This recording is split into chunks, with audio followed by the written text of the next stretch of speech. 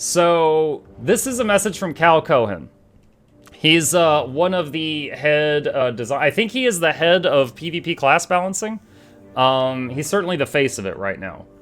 Hey everyone, today's update included a handful of PvP balance changes. We wanted to share context behind the decisions we've made to the Guardian, Necromancer, and Revenant professions. At the very end of this post, we'll also talk about areas we are investigating for future updates. Condition Guardian variants, they nerf Permeating Wrath, Eternal Armory, and Sword of Justice. Dragon Hunter is the most prevalent version of the Conditioned Guardian, but Core also sees a fair amount of play with similar levels of success in the ranked environment. We're starting with some adjustments to Permeating Wrath, Eternal Armory, and Sword of Justice to tone down AoE burning pressure that both of these builds bring.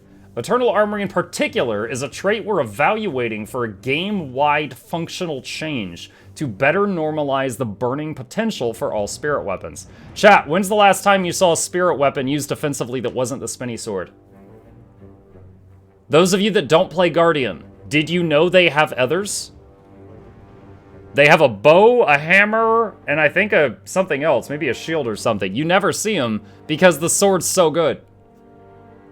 Until then, we're reducing the duration to help mitigate the overperforming case with the sword.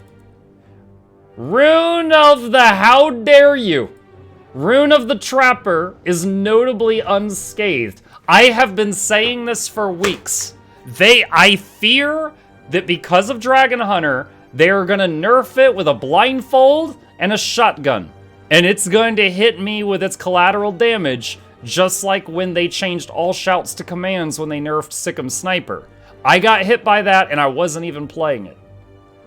Rune of the Trapper is noticeably unscathed, but it's high on our watch list, and depending on the impact of today's changes, it may see adjustments in the future.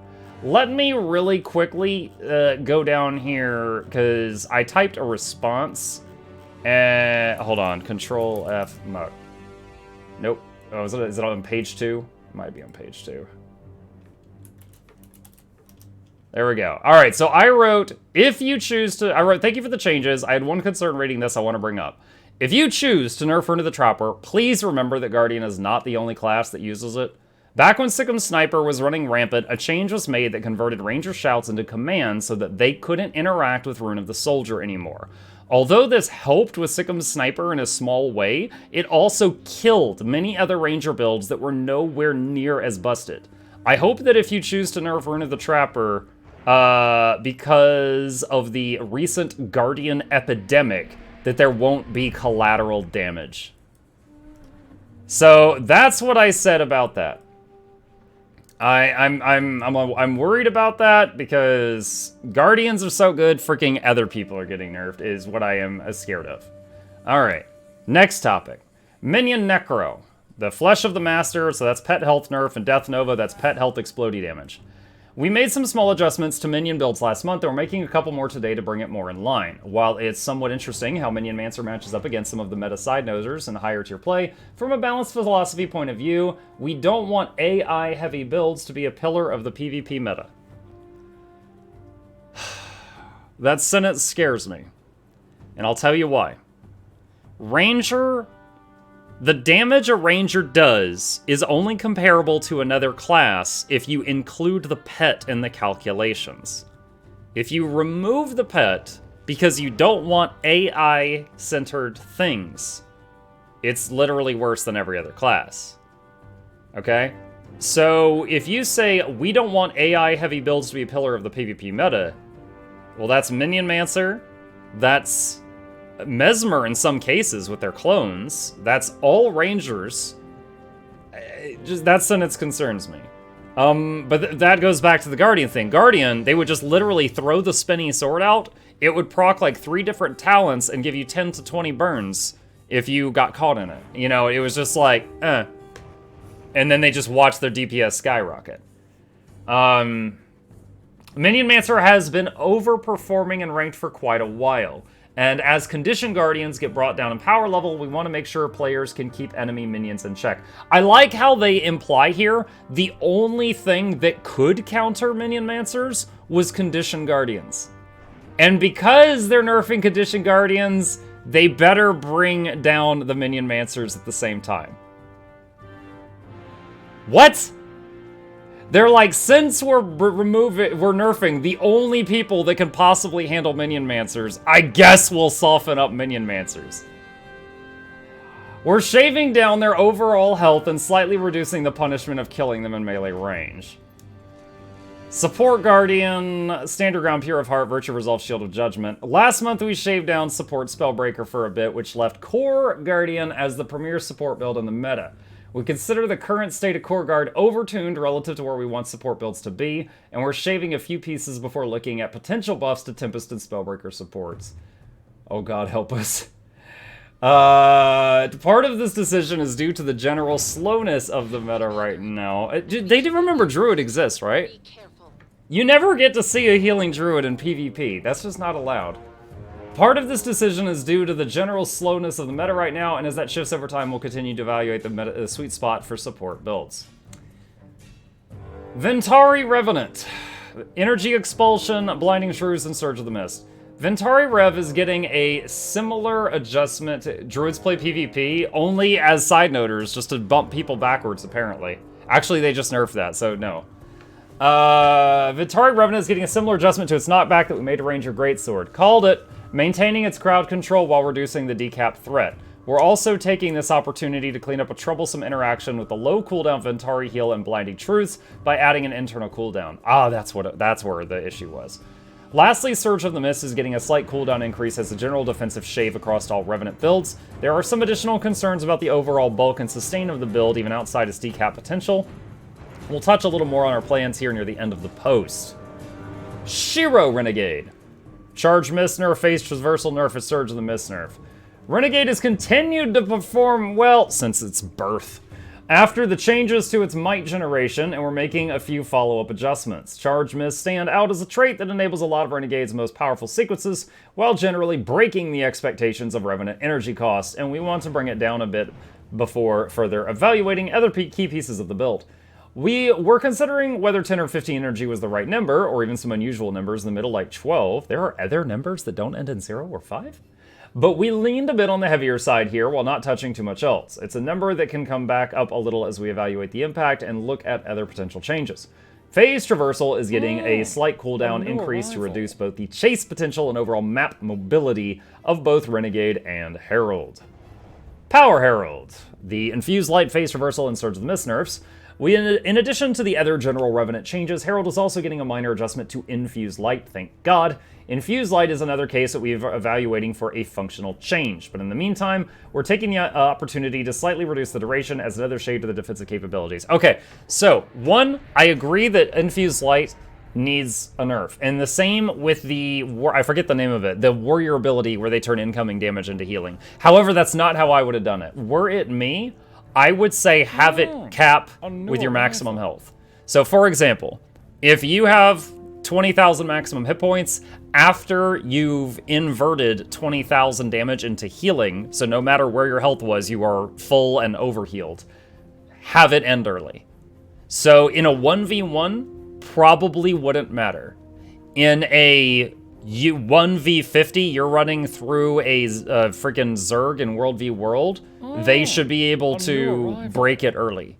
Like, I don't like that you can use Infused Light in the middle of 50 people and they just have to let you be immortal until it's over because it doesn't have a cap and it's not a boon, so they can't remove it.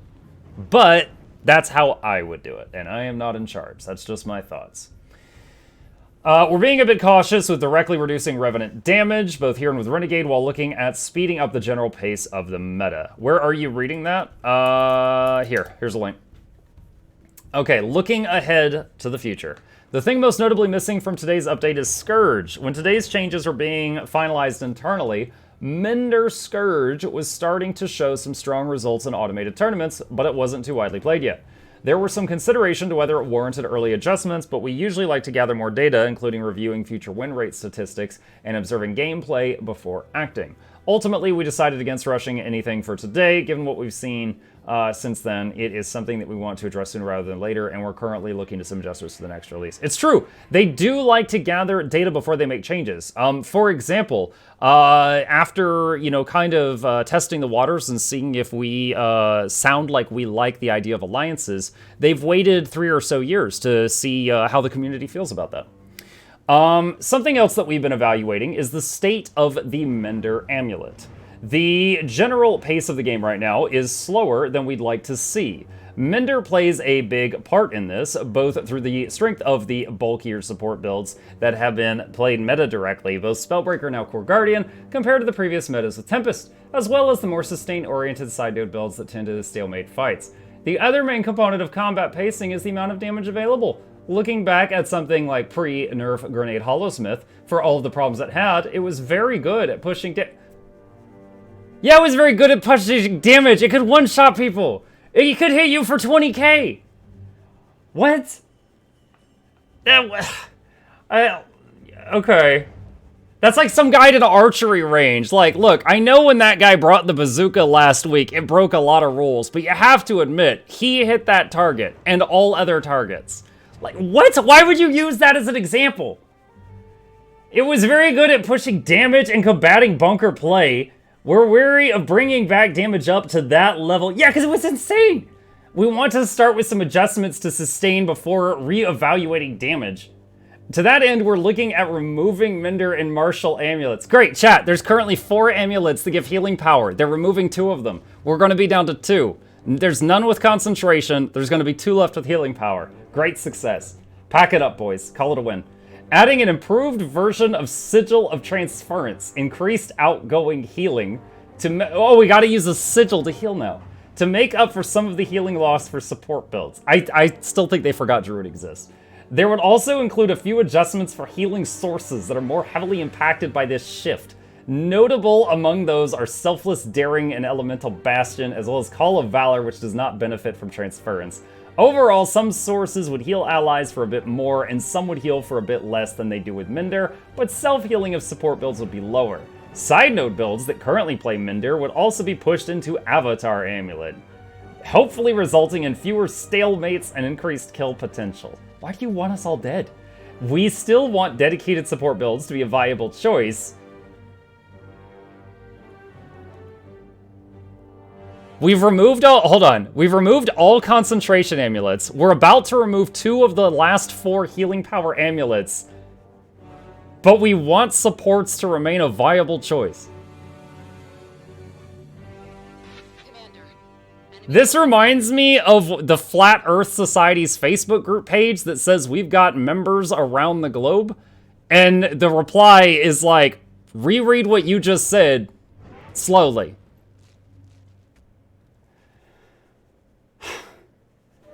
Where was I? We still want dedicated support builds, blah, blah, blah, blah, blah, blah, blah. We will going to keeping a close eye on the impact of these changes going forward, but we think that given the current state of the game, Mender creates more problems than it solves, and it's worth looking at. That's all for today. Thanks for reading. We'll see you in game. Blinks in surprise.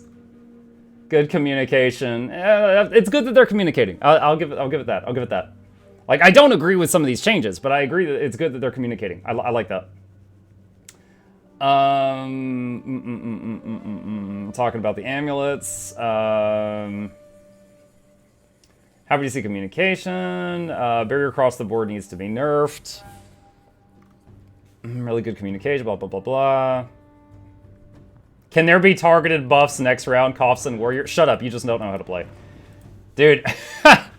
Warriors in the right hands right now, I'm not saying it's easy, but warriors in the right hands right now are just gods among men. They are incredibly strong right now if played well.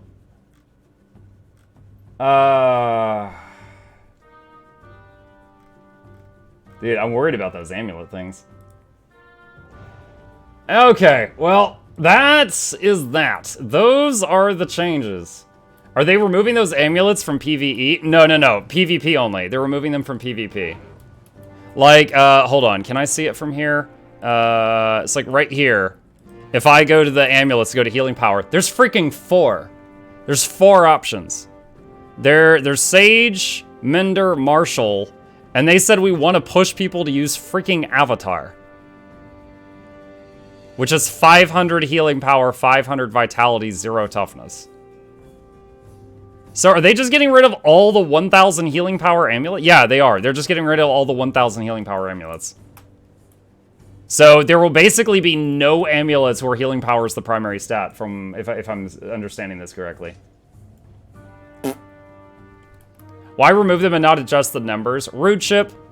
How dare you bring logic into this conversation?